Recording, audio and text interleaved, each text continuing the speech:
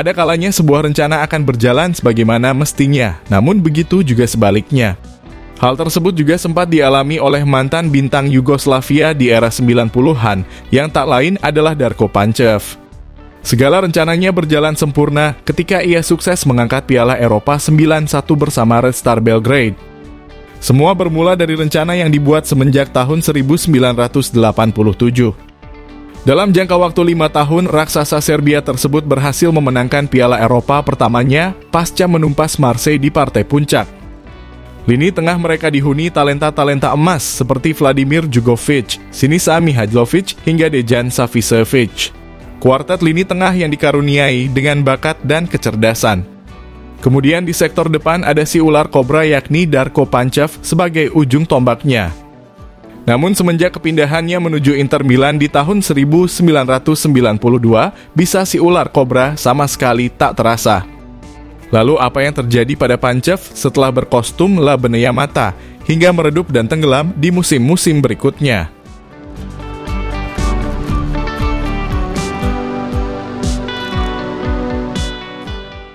Darko Pančev lahir pada 7 September 1965 di Skopje, Yugoslavia, yang kini jadi ibu kota Makedonia Utara. Meski begitu, hanya segelintir orang yang menduga jika Pančev bakal menjadi pesepak bola. Namun ketertarikannya terhadap si kulit bundar juga sangat luar biasa. Tak heran bila Pančev kemudian dimasukkan orang tuanya ke Akademi FK Vardar di usia 11 tahun. Pančev kemudian menasbihkan diri sebagai salah satu penyerang muda paling potensial Yugoslavia kala itu. Aksi-aksinya di atas lapangan mulai mendapat perhatian khusus dari Red Star Belgrade. Keputusannya yang memilih pindah ke Red Star di tahun 88 rupanya tak salah. Dirinya sukses mematri namanya sebagai bagian dari generasi emas Red Star yang sukses memanen berbagai gelar bergengsi. Pada 1991 juga menjadi tahun yang selamanya akan dikenang oleh publik Yugoslavia, khususnya warga Belgrade dan supporter Red Star sebagai titik kejayaan sepak bola mereka. Hebatnya lagi, kejayaan Red Star juga ditopang oleh para punggawa muda yang usianya baru menginjak 21 hingga 23 tahun. Sebuah langkah berani sekaligus berisiko dari sang nahkoda, Ljupko Petrovic.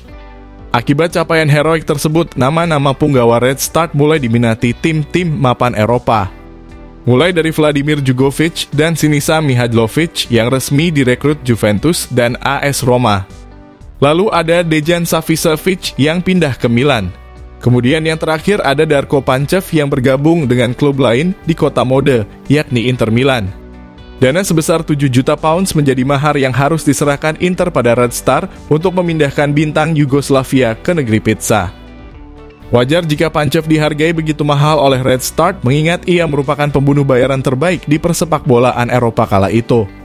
Ia begitu dingin dan tak pernah sekalipun mempedulikan kadar estetika dari lesatan golnya. Segala jenis gol mulai dari tendangan jarak jauh, sundulan, salto, penalti, hingga tendangan bebas sekalipun pernah dirinya ciptakan. Meski begitu, layaknya seorang poacher pada umumnya, kemampuan teknisnya bisa dibilang biasa-biasa saja. Caranya menggiring bola juga ala kadarnya, begitupun dengan akurasi umpannya. Dari segi taktis saja, dirinya cenderung pasif dan lebih suka menunggu bola, serta menerka pergerakan pemain yang menjaganya. Terlepas dari itu, produktivitasnya dalam mencetak gol juga susah dinalar akal sehat. Ia berhasil menyerangkan total 200 gol dari 333 laga yang dijalaninya selama 14 tahun karir profesionalnya. Torehan itu adalah hasil perpaduan antara kecerdasan dalam mencari ruang, serta refleksnya yang sangat cepat di depan gawang lawan. Lantas, apa yang terjadi pada Pančev di Inter hingga membuat kegarangannya di depan Mistar seolah pudar lalu tenggelam?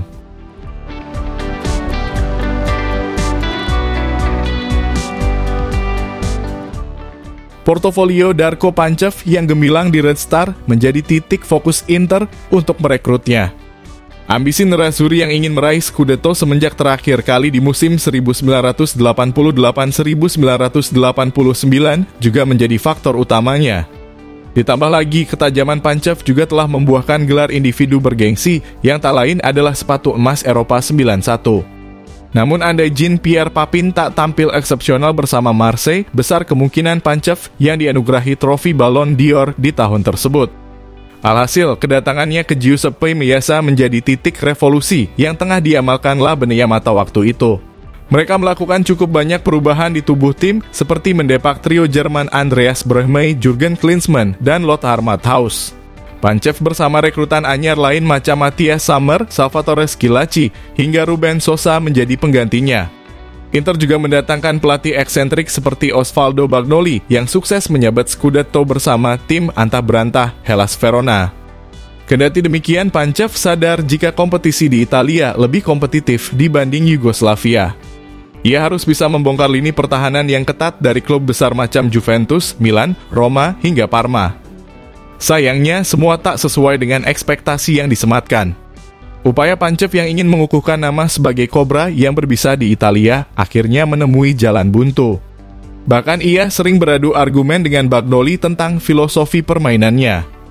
Sang nahkoda dikenal begitu mendewakan kerja sama tim dan tak begitu tertarik dengan gaya individualis pria Makedonia tersebut.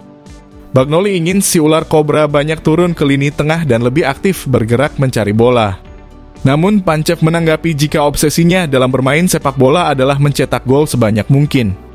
Datangnya Dennis Bergkamp pada awal musim 1993-1994 semakin menepikan Pancev. Ia hanya diturunkan beberapa kali dan tak pernah memberi impresi apapun. Setengah musim menjadi bangkai di bangku cadangan, Pancev akhirnya pergi dari Giuseppe Meazza dengan status pinjaman ke VfB Leipzig. Sebelum hengkang permanen menuju Fortuna Düsseldorf di tahun 1995. Namun setelah itu, bisa si ular Cobra sama sekali tak terasa. Dirinya lantas gantung sepatu 2 tahun kemudian di klub Swiss, yakni Sion, ketika usianya baru menginjak 32 tahun.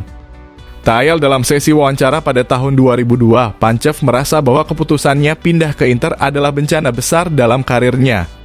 Kesalahan terbesar saya adalah bergabung dengan Inter. Atmosfer buruk yang diberikan tim karena lebih sering bermain defensif. Dan sebagai pemain asing, mereka memandang saya berbeda, dan saya merasa mereka kurang suportif dalam membantu saya dalam beradaptasi. Ungkap mantan bintang Yugoslavia tersebut.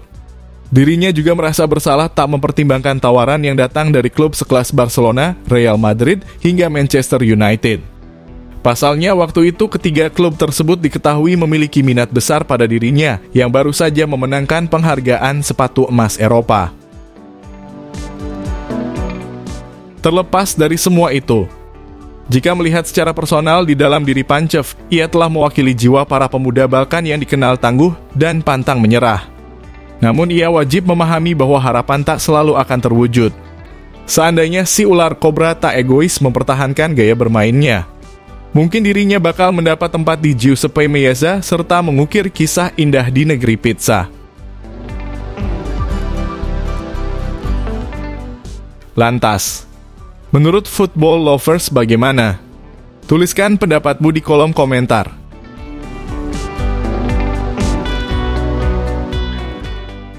Jika kalian setuju dengan video ini, bisa share ke media sosialmu, agar teman-teman kalian juga tahu. Dan jangan lupa like, komen, dan subscribe channel ini.